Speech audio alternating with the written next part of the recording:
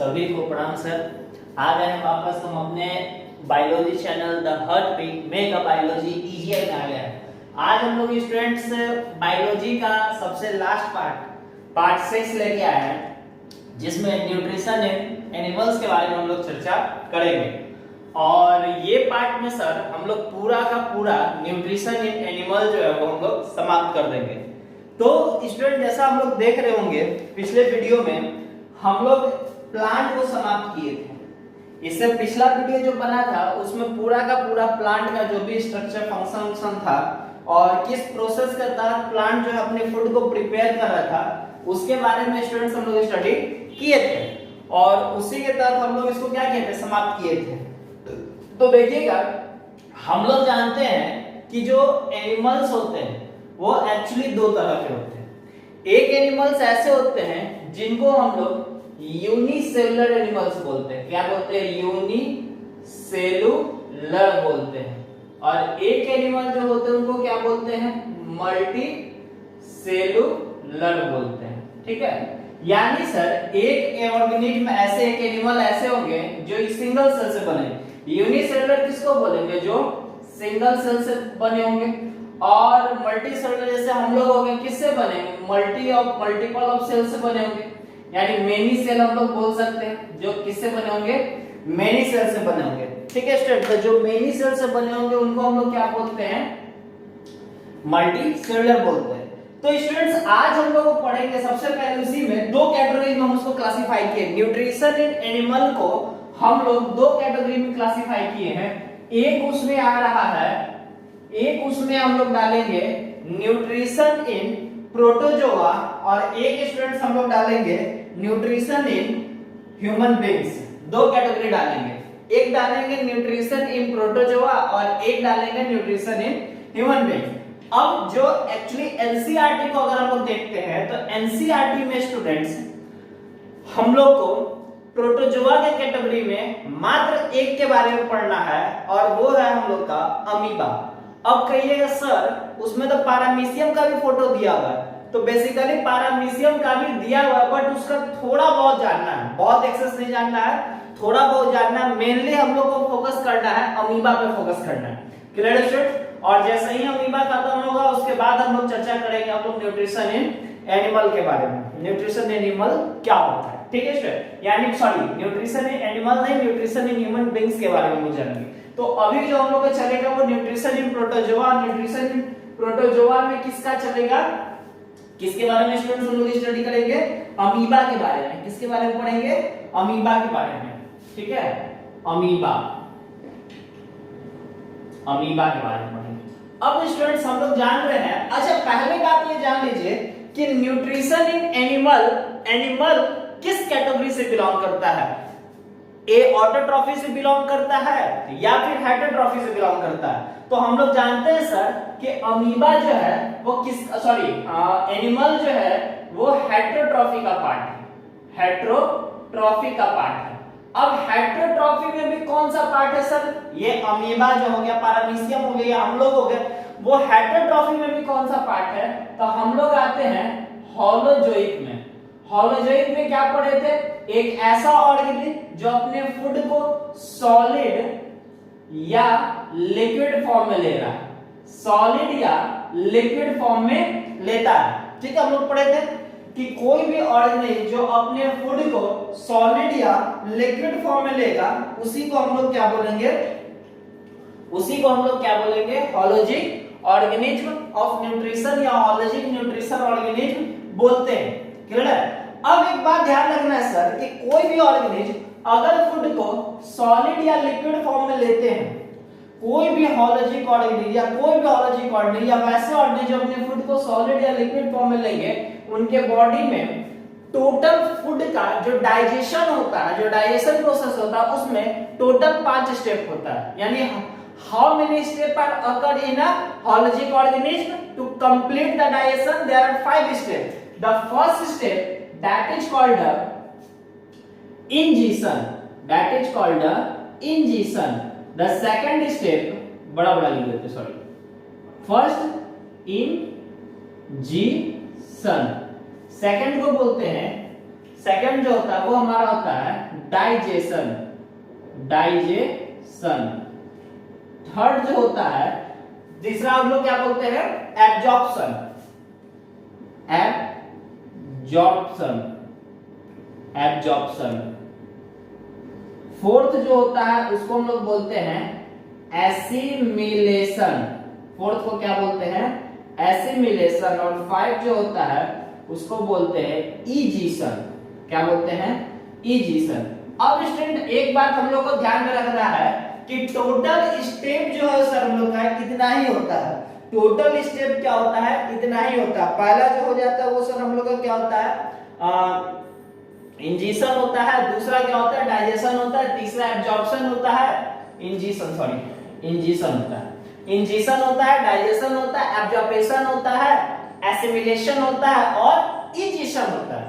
अब चाहे वो अमीबा हो, चाहे वो पैरामीशियम हो, चाहे वो ह्यूमन बींग्स हो, यही 5 स्टेप फूड के डाइजेशन, वो सब में यही 5 स्टेप होगा, इंजीशन होगा, डाइजेशन होगा, एब्जॉर्प्शन, एसिमिलेशन और इजीशन होगा। क्लियर है स्टूडेंट? अगर आपको इसके बारे में पार्टिकुलर डेफिनेशन लिखना है तो कोई बड़ी बात नहीं, सिंपली ऐसा ले हम थोड़ा सा बता देते हैं, आप इसको कैरी कर लीजिएगा, लिख लीजिएगा। पहला क्या होता है, इंजेक्शन। इंजेक्शन में क्या होता है, अब देखिए सर इसमें भी TI1 लगा हो, मतलब ये भी एक तरह का प्रोसेस है। तो सिंपली बात है, the process in which in taking of food inside the body, that is called injection. The process in which taking of food inside the body is called injection. What is digestion? The process in which the catabolic process are occur, the process in which catabolic process are occur, that is called a digestion। या फिर अगर वो नहीं लिख सकते हैं तो ये लिखिएगा the process in which the breaking down of the food, that is called a digestion। What is the definition of absorption? The process in which absorb the nutrient from the food, the process in which absorb the nutrient from the food, that is called the absorption। Clear है students? Fourth क्या होता है, assimilation. Assimilation किसको बोलते हैं, the process in which utilization of nutrient for the development and the growth of the body, the process in which utilization of nutrient for development and growth of the body, that is called the assimilation। Clear student? And the last is called the egestion। What is the definition of egestion? The process in which throughout the waste material, ठीक है, या फिर आप बोल सकते हैं process in which through the waste material, the process in which releasing of waste material through outside of the body, the process in which releasing of waste material throw outside of the body, उसको हम लोग क्या बोलते हैं, egestion बोलते हैं। Clear है students? यही 5 प्रोसेस होता है। अब हम लोग पढ़ेंगे सर कि जिसका आप जिस यूनिसेलुलर का चर्चा कर रहे हैं, जिस अमीबा का चर्चा सर आप कर रहे हैं, वो अमीबा में क्या ये 5 प्रोसेस होता है? तो बिल्कुल होता है ये 5 प्रोसेस। उसमें इंजेक्शन होता है अमीबा में डाइजेशन होता है, अमीबा में एब्जॉर्प्शन होता है, अमीबा में एसिमिलेशन होता है और अमीबा में इजेशन होता है। अब इसी 5 स्टेप के बारे में हम अमीबा में चर्चा करेंगे। तो सबसे पहले स्टूडेंट्स हम लोग जानिएगा कि अमीबा जो है वो यूनिसेलुलर ऑर्गेनिज्म है। अमीबा कैसा ऑर्गेनिज्म है? यूनिसेलुलर है। और सर पहला बात तो अमीबा में याद रखिएगा कि इसका डेफिनेट शेप नहीं होता है, यानी amoeba is a indefinite shape organism. कैसा? जिसका कोई डेफिनिट शेप नहीं होता है कि अमीबा इसके मतलब अमीबा ओवल होता है, अमीबा रेक्टेंगल होता है, अमीबा ट्रायंगल होता है, अमीबा स्क्वायर होता है, स्फेरिकल, तो कोई डेफिनिट शेप नहीं होता है। तो पहला बात अमीबा के बारे में ये जान लीजिए कि it is a indefinite shape, it is a indefinite shape. इसका कैसा शेप होता है? इनडेफिनिट शेप होता है। अच्छा, अगर यूनिसेलुलर ऑर्गेनिज्म है स्टूडेंट, सर एक बात ध्यान रखिएगा, अगर ये यूनिसेलुलर ऑर्गेनिज्म है तो यूनिसेलुलर ऑर्गेनिज्म में या सेल है तो सेल यूनिसेलुलर मतलब सिंगल सेल हो गया। तो सिंगल सेल है तो इसमें 3 पार्ट हो गए। ये देखिए सबसे आउटर स्ट्रक्चर है ना, इसको हम लोग क्या बोलते हैं? Cell membrane. अब इसके अंदर ये डॉट डॉट स्ट्रक्चर देख रहे हैं, ये डॉट डॉट स्ट्रक्चर, इसी को हम लोग बोलते हैं साइटोप्लाज्म। क्लियर है स्टूडेंट्स? उसको क्या बोलते हैं? साइटोप्लाज्म बोलते हैं। ठीक है, साइटोप्लाज्म बोलते हैं। अब यहाँ पे ये जो ब्लैक वाला है सर, इसके बारे में देखिए लिखा हुआ है कि दैट इज कॉल्ड न्यूक्लियस। ये जो ब्लैक वाला है उसको क्या लिखा हुआ है? न्यूक्लियस। ये क्या है? न्यूक्लियस है। क्लियर है? अब यहीं पे देखिएगा, अब अमीबा में सर जैसे कि हम लोग के बॉडी में क्या होता है कि एक स्पेशलाइज्ड ऑर्गन है जिसको हम लोग माउथ बोलते हैं। जब भी हम लोग फूड का यूटिलाइजेशन करेंगे, जब भी करेंगे तो वो स्पेशलाइज्ड ऑर्गन से करेंगे।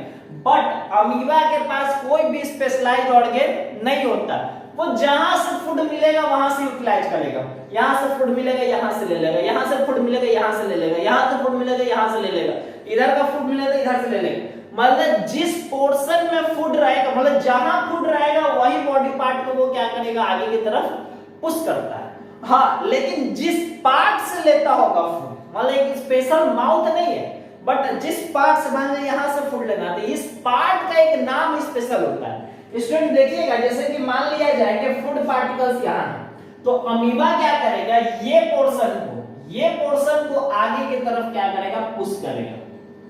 ये पोर्शन को आगे की तरफ क्या करेगा? पुश करेगा। जैसा कि आप फर्स्ट स्टेप, ये सर हमारा फर्स्ट स्टेप हो रहा है इंजेक्शन का। क्या हो रहा है इसमें? इंजेक्शन हो रहा है, इंजेक्शन हो रहा है। अब कैसे सर? देखिएगा, अब यहाँ पे यही स्ट्रक्चर, यहाँ पे भी ये फूड पार्टिकल्स हम लोग देख रहे हैं। अब यहाँ जैसा ही ये फूड पार्टिकल्स इसको मिला, यहाँ पे ये क्या कर लिया? इसको अपने बॉडी पार्ट को इलास्टिसिटी कर लिया, स्ट्रेच कर लिया, फैल गया। अब जैसे ही ये यहाँ पे फैल गया, ठीक ना, अब इसके पास कोई स्पेशलाइज्ड ऑर्गन तो जन्ने से भोजन उनमें से ले लिया, तो ये पार्ट को ये क्या किया? स्ट्रेच कर लिया। अब जैसे ही स्ट्रेच करेगा, यानी ये पार्ट से ये फूड को अंदर डालेगा, तो इस पार्ट का नाम है, इस पार्ट का नाम हम लोग बोलते हैं सीडोपोडिया। इस पार्ट को हम लोग क्या बोलते हैं? सीडोपोडिया। ठीक है स्टूडेंट्स, इस पार्ट को हम लोग क्या बोलते हैं? सीडोपोडिया। क्लियर है? इस पार्ट को क्या बोलते हैं हम लोग? सीडोपोडिया। याद रखिए, जिस पार्ट से वो फूड को लेता है उसको हम लोग सीडोपोडिया बोलते हैं। अब यहाँ पे जैसे ही फूड को ले लिया, इसको हम लोग बोलते हैं इंजेक्शन प्रोसेस। कौन सा process? Injection process. Clear students, इसको हम लोग क्या बोलते हैं? Injection process. अब एक और वर्ड इस्तेमाल होता है जिसको हम लोग फैगोसाइटोसिस बोलते हैं। PHAGOCYTISIS, phagocytosis. ठीक है? अब स्टूडेंट्स ये देखिएगा, फैगोसाइटोसिस होता क्या है? फैगोसाइटोसिस एक्चुअली बोलते हैं, फैगोसाइटोसिस होता है, बुक के क्या फैगोसाइटोसिस होता है। Clear students? अब ये फैगोसाइटोसिस क्या है? जैसे कि जो इंजेक्शन प्रोसेस है, तो स्पेशल फैगोसाइटोसिस प्रोसेस जो है ये स्पेशल अमीबा के लिए है। फैगोसाइटोसिस प्रोसेस स्पेशल किसके लिए है? अमीबा के लिए है। Clear students? कौन सा प्रोसेस बोल रहे हैं? फैगोसाइटोसिस प्रोसेस स्पेशल किसके लिए है? अमीबा के लिए। और क्या है ये सर? क्या है ये? मतलब कि sir it is a process, it is a process of ingestion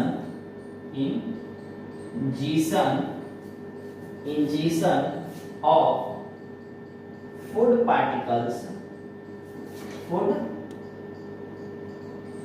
particles देखिए, it is a process in which injection of food particles किसमें? In amoeba.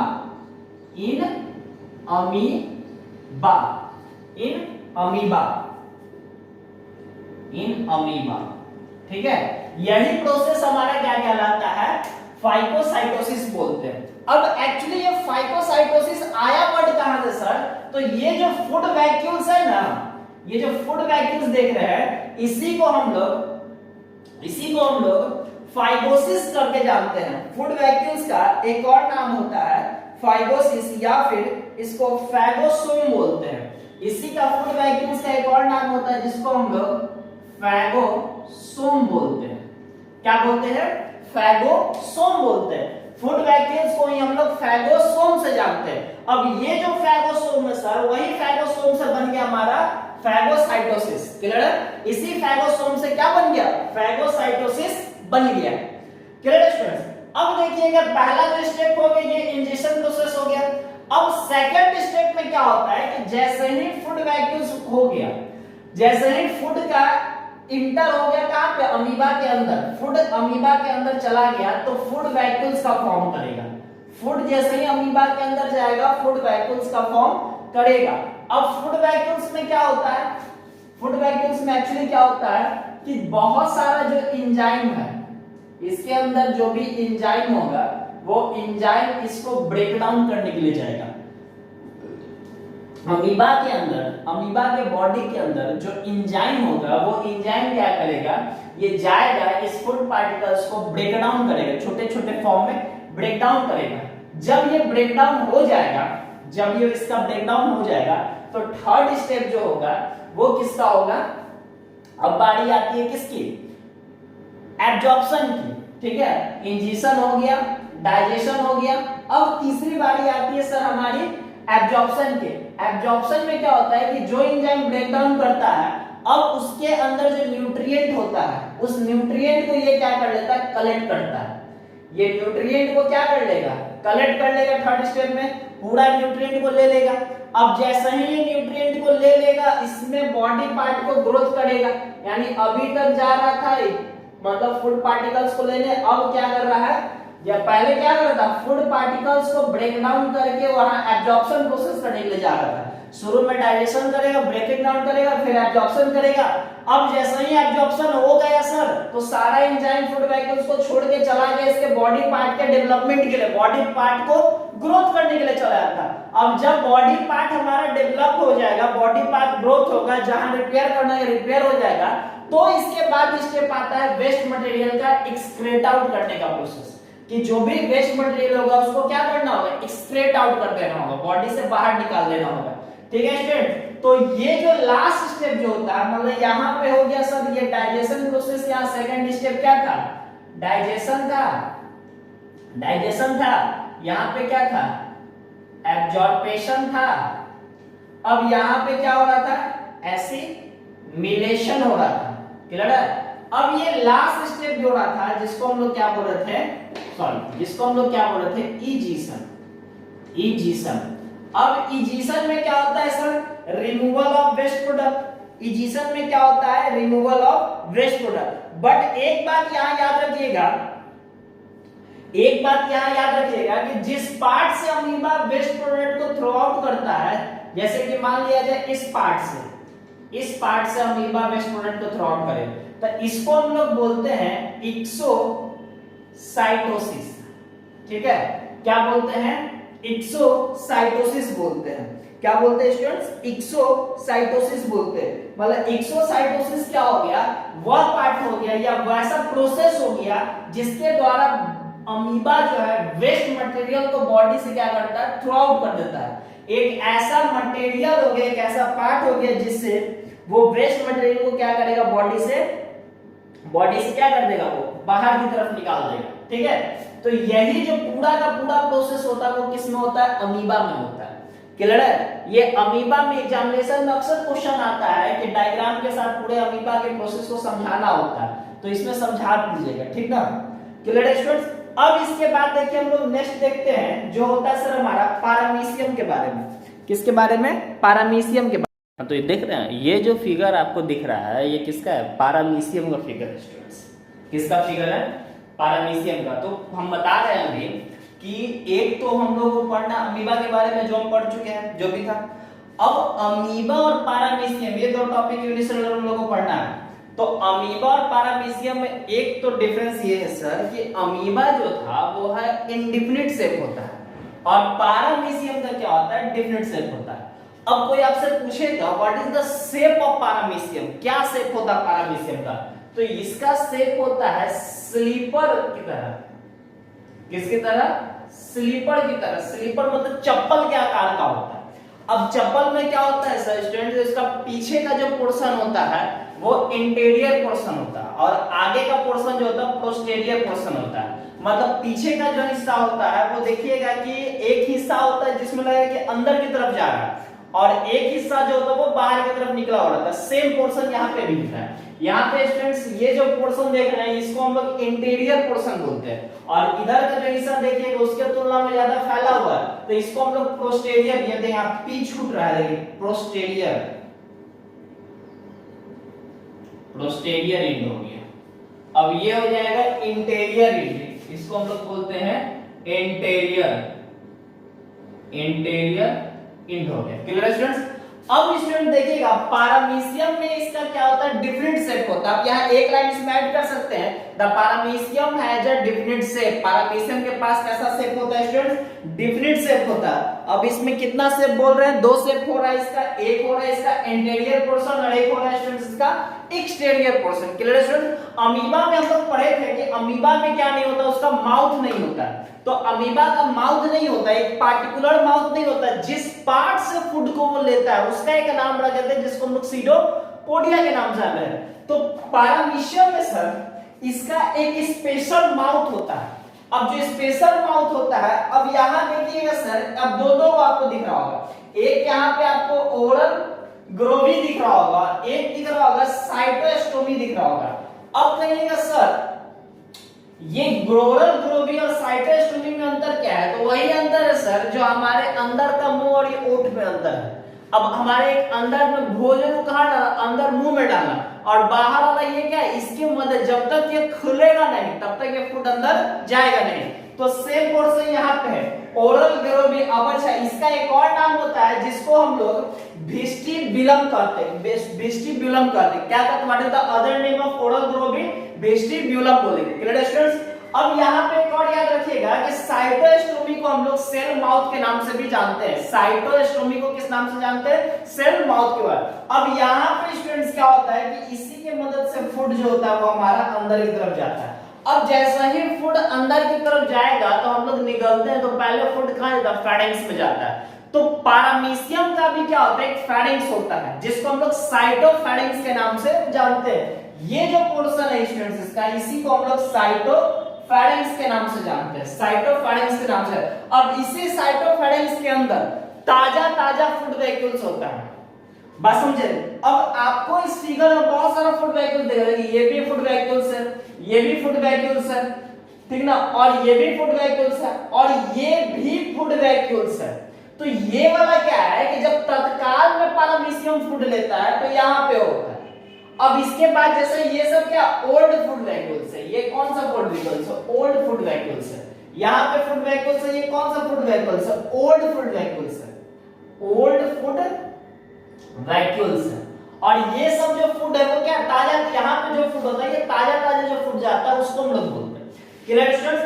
तो अगर कोई आपसे पूछेगा माउथ ऑफ पारामीशियम का क्या नाम होता है सर, तो जहां से भोजन को लेता है उसको बोलते हैं वेस्टिब्युलम।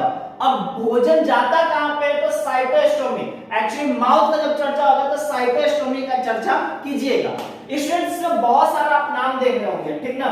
अब इसमें थोड़ा थोड़ा हम चर्चा कर देते हैं, हम लोग को पढ़ना नहीं जानना नहीं, बस थोड़ा सा जान लीजिए, बस इतना है कि किसके द्वारा जाता है? तो ओरल ग्रोवी के द्वारा जाता है। कहां ले जाता है? तो साइटोस्टोमी में ले जाता है।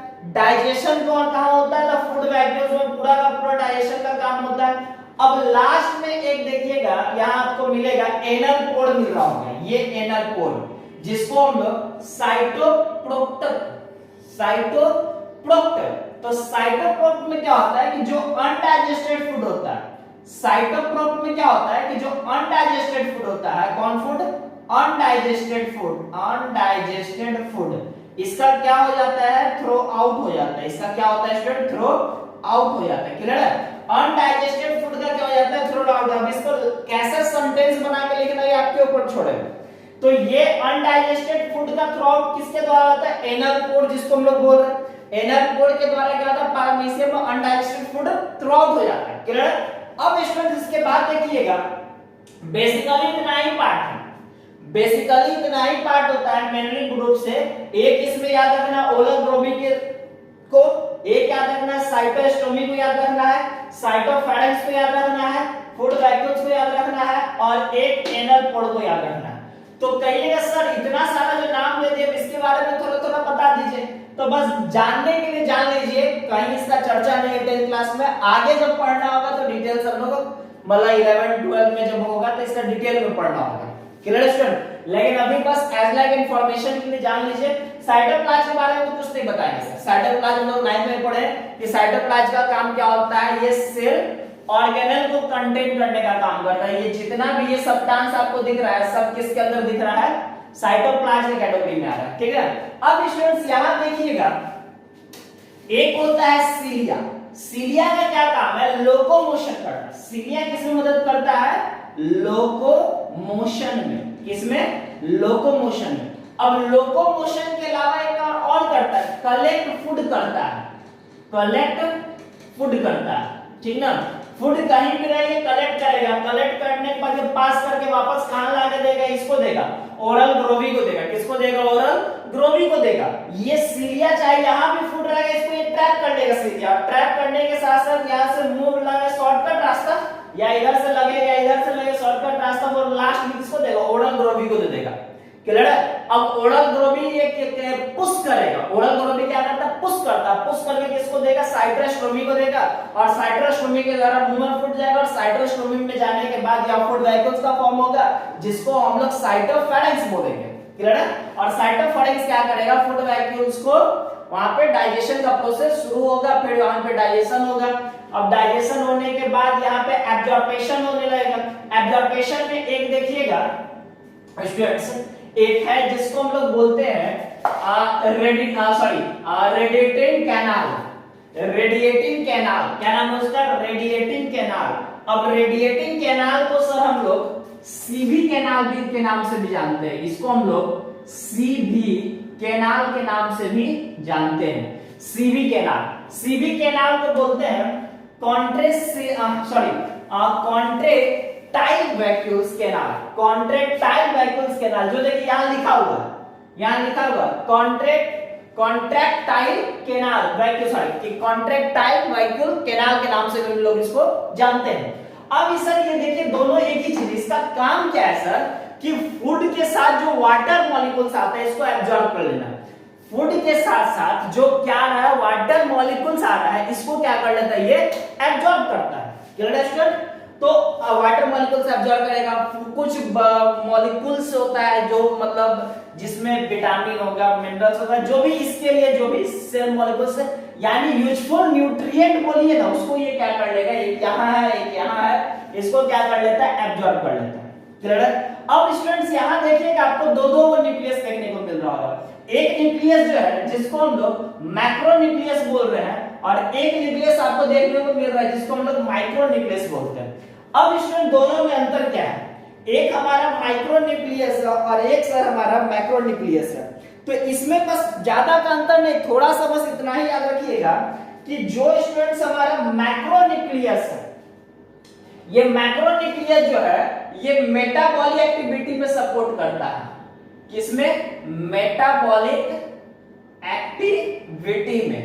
किसमें सपोर्ट करता है, मेटाबॉलिक एक्टिविटी में। और यहां स्टूडेंट्स आपको दिख रहा होगा माइक्रो न्यूक्लियस।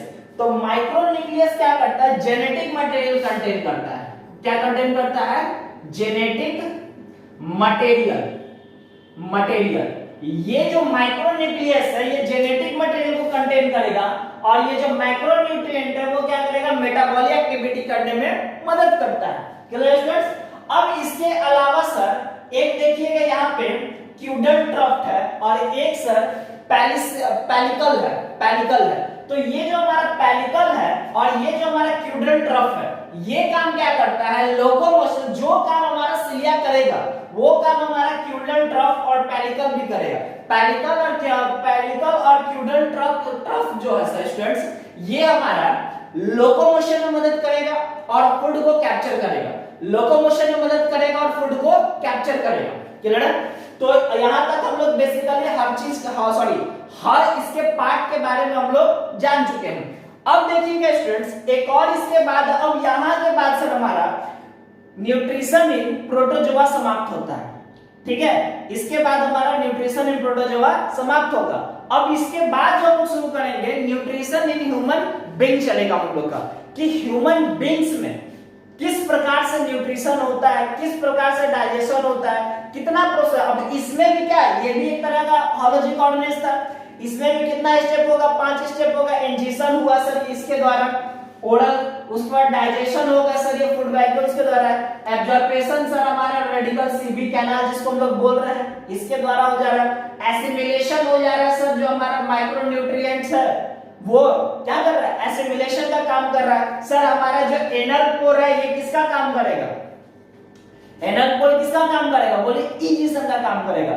तो आप एक काम कीजिएगा, आप एक लिस्ट बनाइएगा जैसे कि इंजेशन का, डाइजेशन का, एब्जॉर्प्शन का, क्लियर है, इसके बाद बनाएगा एसिमिलेशन का और एक बनाएगा इजेशन का। अब पैरामीशियम में इसके ऑर्गन का नाम लिखिए, जैसे इंजेशन में कौन मदद कर रहा है सर, हमारा इंजेशन किसके द्वारा हो रहा है, साइटोस्टोमा के द्वारा, डाइजेशन किसके द्वारा हो रहा है उसका नाम लिखिएगा, एब्जॉर्प्शन किसके किसके द्वारा हो रहा है, एसिमिलेशन कौन कर रहा है, इजेशन कौन कर रहा है, ये सब का नाम लिखिएगा आप, ठीक है। उसके बाद फिर आप हमको या तो कमेंट में या फिर मतलब आप हमको क्या व्हाट्सएप पे भी आप हमको कर सकते हैं स्टूडेंट, क्लियर है। तो अब देखिएगा हम लोग चर्चा करेंगे डाइजेशन इन ह्यूमन बींग्स। अब देखिएगा उसका डाइजेशन ह्यूमन बींग का स्ट्रक्चर देखिए कैसा। अब जो है स्टूडेंट्स हम लोग पढ़ेंगे ह्यूमन डाइजेस्टिव सिस्टम के बारे में। किसके बारे में पढ़ेंगे, ह्यूमन डाइजेस्टिव सिस्टम के बारे में पढ़ेंगे कि ह्यूमन डाइजेस्टिव सिस्टम क्या होता है। यानी फाइनली अब हम लोग चलेंगे किस पे, तो हम लोग पढ़ेंगे न्यूट्रिशन इन ह्यूमन बींग्स। किसके बारे में पढ़ेंगे, न्यूट्रिशन इन ह्यूमन बींग्स के बारे में पढ़ेंगे। एक्चुअली स्टूडेंट्स अगर ह्यूमन का बात करते हैं तो ह्यूमन जो है एक तरह का ओमनीवोरस ऑर्गेनिज्म, हॉलोजिक ऑर्गेनिज्म को स्टूडेंट्स आप लोग को याद होगा कि हॉलोजिक ऑर्गेनिज्म को हम लोग 3 कैटेगरी में बांटे थे, एक्चुअली 4 कैटेगरी में बांटे थे, जिसमें हार्बीवोरस, कार्निवोरस, ओमनीवोरस और डेट्रीवोरस है ना। जिसमें अगर ह्यूमन बींग्स का बात करते हैं तो ह्यूमन बींग्स आता है ओमनीवोरस में। दूसरी बात है हॉलोजिक ऑर्गेनिज्म हम लोग किसको बोल रहे थे, the organism which obtain their food in solid and liquid form. एक ऐसा ऑर्गेनिज्म जो अपने फूड को सॉलिड या लिक्विड फॉर्म में यूटिलाइज करेगा तो उसको हम लोग क्या बोलेंगे, हॉलोजिक ऑर्गेनिज्म बोलते हैं, क्लियर है। अब देखिएगा स्टूडेंट्स इसके बाद हम लोग चर्चा करेंगे ह्यूमन डाइजेस्टिव सिस्टम का शुरुआत कहां से होता है। तो पूरा का पूरा ये जो ह्यूमन डाइजेस्टिव सिस्टम जो है, ठीक ना, मानव पाचन तंत्र जिसको हम लोग बोलते हैं, पाचन तंत्र के बारे में, तो ये जो डाइजेस्टिव सिस्टम है ये स्टार्ट होता है हमारा एलिमेंट्री कैनाल से और खत्म होता है हमारे एनस पे। जैसे कि सर अगर आप देख रहे होंगे यहां से शुरू होके यहां पे खत्म हो रहा है, यानी यहां से लेके ये पूरा यहां तक का जो पोर्शन हो गया ये पूरा का पूरा क्या है सर, हमारा एलिमेंट्री कैनाल है, एलिमेंट्री कैनाल बोलते हैं। अब स्टूडेंट्स ये जो पहली बात याद रखिएगा कि ये जो एलिमेंट्री कैनाल है, the alimentary canal is started by mouth and end through anus, ठीक है। ये पूरा एलिमेंट्री कैनाल जो है या फिर आप बोल सकते हैं डाइजेस्टिव सिस्टम जो है वो माउथ से शुरू होकर कहां पे खत्म होता है, एनस पे खत्म हो जाता है। यानी जो एलिमेंट्री कैनाल है ये माउथ से शुरू होकर और एनस पे खत्म होता है। तो फिर एक सवाल आता है कि what is the length of alimentary canal. ये जो पूरा एलिमेंट्री कैनाल का सर आप चर्चा कर रहे हैं इसका लेंथ क्या है, तो आप बता दीजिए स्टूडेंट्स एलिमेंट्री कैनाल का यहां से यहां तक ये जो पूरा एलिमेंट्री कैनाल है इसका लेंथ क्या होता है। देखिए अगर अलग अलग बुक का बात करते हैं तो अलग अलग बुक में अलग अलग बात मिलेगा आपको। कहीं पे आपको मिलेगा 8 मीटर, कहीं मिलेगा 9 मीटर, कहीं मिलेगा 10 मीटर, क्या है। मैक्सिमम बुक में आपको 9 मीटर मिलेगा, ठीक है। तो एक आंकड़ा मान के चले 9 मीटर करेक्ट आंसर, ठीक ना। यानी 8 to 10 मीटर हमारा पूरा एलिमेंट्री कैनाल होता है। कहां से, 8 से 10 मीटर तक का पूरा एलिमेंट्री कैनाल होता है। अब स्टूडेंट देखिएगा इस एलिमेंट्री कैनाल को कैटेगराइज किया जाता है 2 फॉर्म, ये एलिमेंट्री कैनाल को कैटेगराइज कितने फॉर्म में किया जाता है, दो पार्ट में कैटेगराइज किया जाता है। इसमें पहला जो पार्ट आता है हमारा, उसको हम लोग बोलते हैं एलिमेंट्री कैनाल को कैटेगराइज हम लोग किए हैं दो पार्ट में। देखिए स्टूडेंट, लेंथ अगर कोई पूछेगा तो लेंथ कितना होता है ध्यान रखिएगा। अगर कोई आपसे पूछेगा कि लेंथ बताइए, तो लेंथ ऑफ एलिमेंट्री कैनाल क्या बोलिएगा, length of alimentary canal, length of alimentary canal क्या बोलिएगा स्टूडेंट, ठीक है। लेंथ ऑफ एलिमेंट्री कैनाल होता है सर हमारा 9 मीटर, कितना होता है 9 मीटर होता है, क्लियर है। अब स्टूडेंट सब देखिएगा, एक फ्लो चार्ट बनाते हैं और इस फ्लो चार्ट के जरिए पूरा का पूरा हम लोग डाइजेस्टिव सिस्टम पहले एक नजर में देख लेते हैं कि ये डाइजेस्टिव सिस्टम में टोटल कितना पार्ट आता है, कैसे इसको क्लासिफाई करते हैं, कौन कौन सा पार्ट है, ये पूरा का पूरा हम इसमें चर्चा करेंगे। देखिएगा स्टूडेंट्स, अब देखिएगा ये एलिमेंट्री कैनाल जो है हमारा, ये जो हमारा एलिमेंट्री कैनाल है, इसको क्लासिफाई किया गया है, एलिमेंट्री कैनाल को, इसको एलिमेंट्री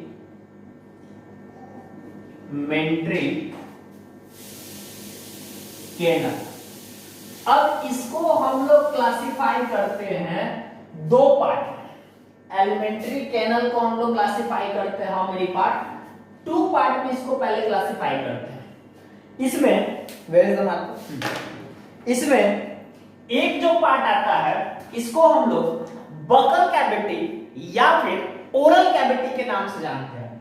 एक जो पार्ट होता है इसको हम लोग क्या बोलते हैं, बकल कैविटी या फिर इसको ओरल कैविटी के नाम से हम लोग जानेंगे। दो पार्ट होता है, एक को हम लोग बकल कैविटी और एक को हम लोग ओरल कैविटी के नाम से जानते हैं, क्लियर है। एक हमारा बकल कैविटी, एक ओरल कैविटी। और दूसरा जो पार्ट हो गया इसको हम लोग डाइजेस्टिव ग्लैंड के नाम से जानते हैं, ठीक है। कितने पार्ट में कैटेगराइज किए स्टूडेंट्स, दो पार्ट में कैटेगराइज किए।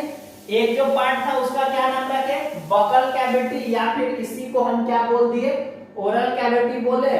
और दूसरा जो पार्ट है इसका क्या नाम है सर, डाइजेस्टिव ग्लैंड के नाम से इसको हम लोग जानते हैं।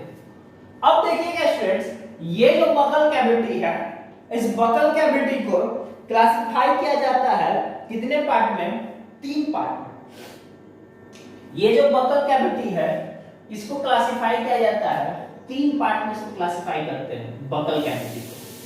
अब इसका 3 पार्ट कौन कौन सा है तो देखिएगा, इसको जो 3 पार्ट में हम लोग क्लासिफाई किए हैं, एक तो इसमें आता है सर हमारा, एक जो आता है हमारा टीथ, ठीक है, ऐसे रखिए, एक को रखिए माउथ, एक को कौन क्या रखते हैं, माउथ रखते हैं। दूसरा जो आता है इसमें उसको हम लोग बोलते हैं फेरेंक्स, दूसरा को क्या बोलते हैं, फेरेंक्स। और इसमें तीसरा जो आता है इसको हम लोग रखते हैं ओसोफेगस,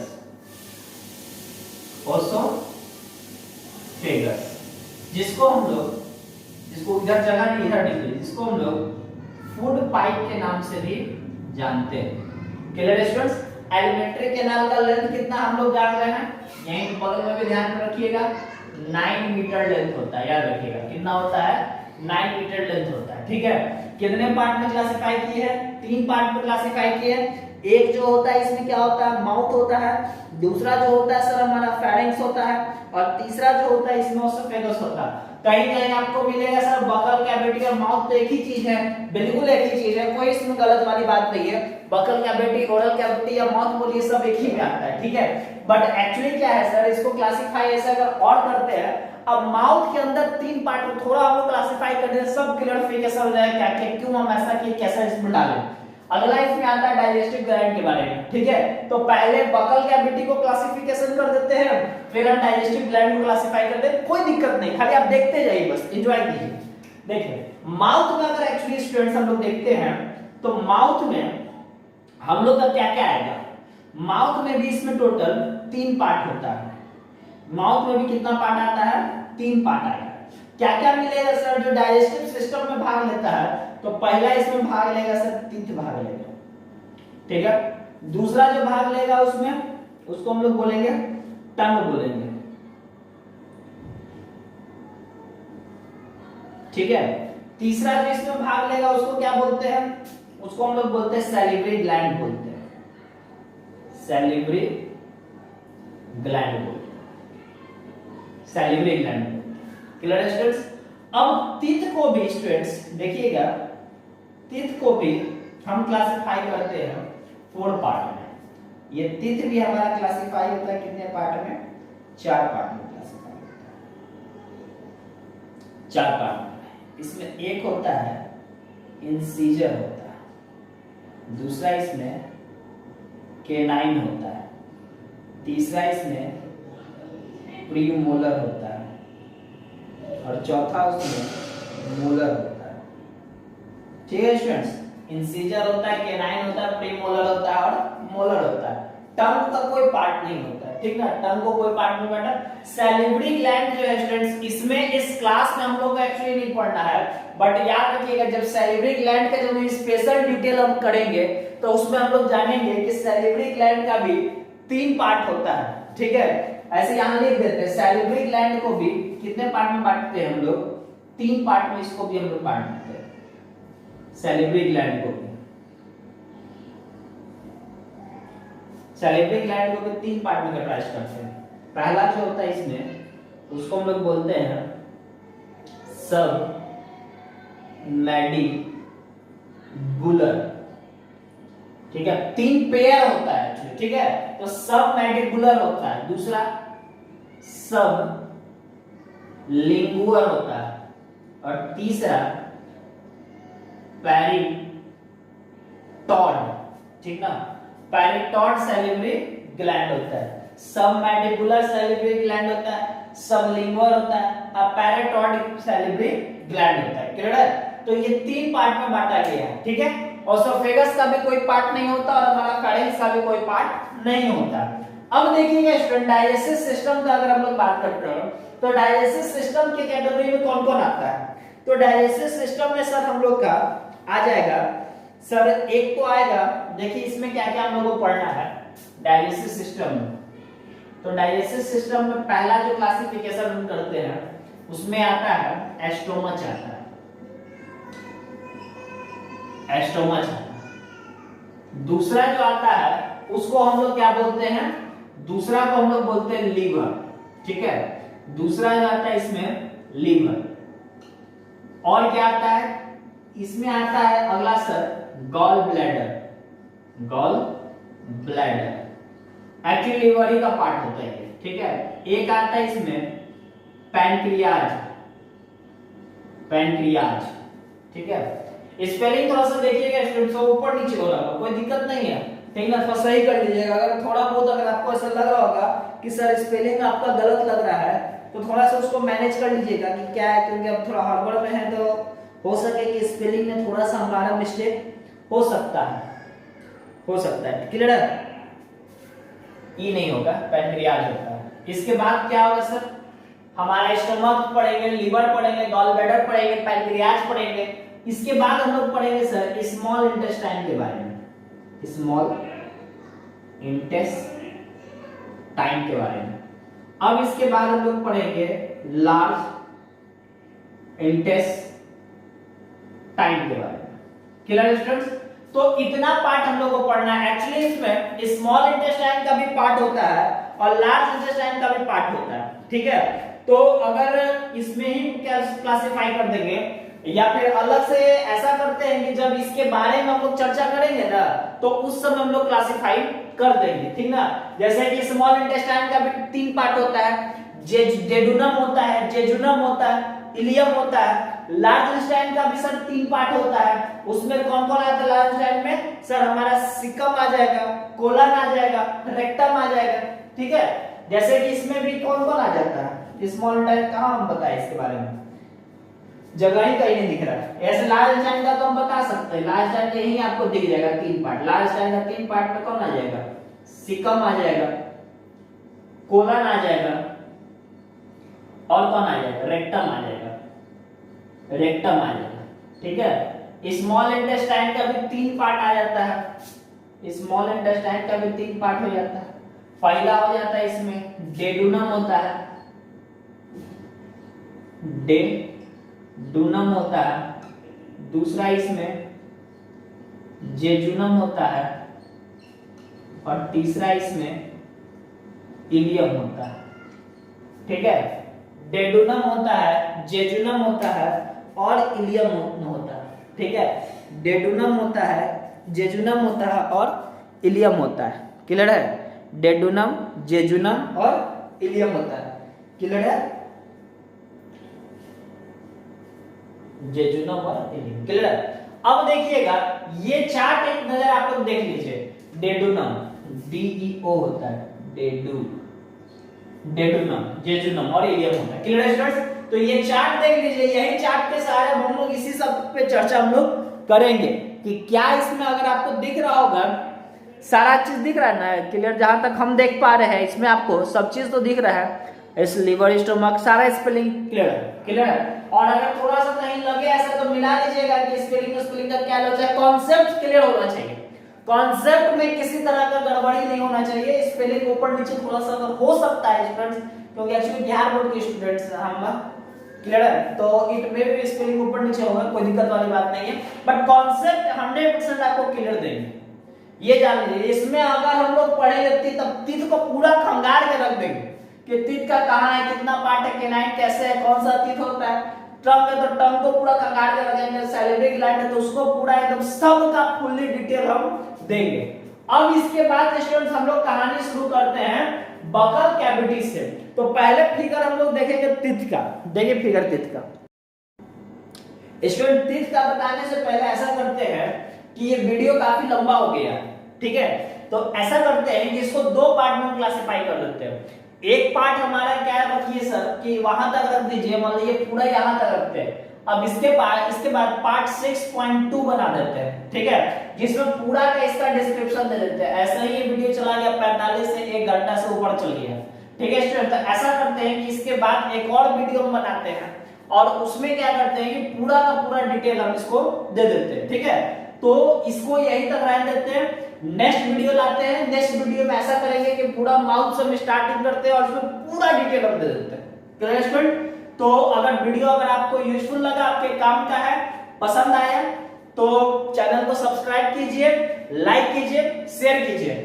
आपका हर एक लाइक हमारा मोटिवेशन एटीपी की तरह काम करता है, हमारे बॉडी में हमारे एनर्जी लेवल को क्या करता है, बढ़ाता है। कमेंट कीजिए, किसी भी तरह का अगर त्रुटि आपको वीडियो में लगता है तो आप हमें कमेंट कीजिए कि सर इस तरह का प्रॉब्लम है, उसको यथासंभव हो सके प्रयास करेंगे। और इस वीडियो में स्टूडेंट्स हम टारगेट रखते हैं 1000 लाइक का, तो बस 1000 लाइक तक आप हमको पहुंचा दीजिए। उसके बाद फिर हम लोग इस पे पूरा का पूरा डिटेल हम लोग किसी भी टॉपिक में, किसी भी चैप्टर का कोई भी टॉपिक, ठीक है स्टूडेंट, ध्यान रखिएगा, जो भी पढ़ाएंगे दिल से पढ़ाएंगे और सबका फुल्ली डिटेल देंगे। तो आज के लिए इतना ही रहने देते हैं, फिर नेक्स्ट क्लास में मिलते हैं नए टॉपिक के साथ, इसका फुल्ली डिटेल लेके nutrition in human beings part 6.2 के साथ। आज के लिए इतना ही, धन्यवाद।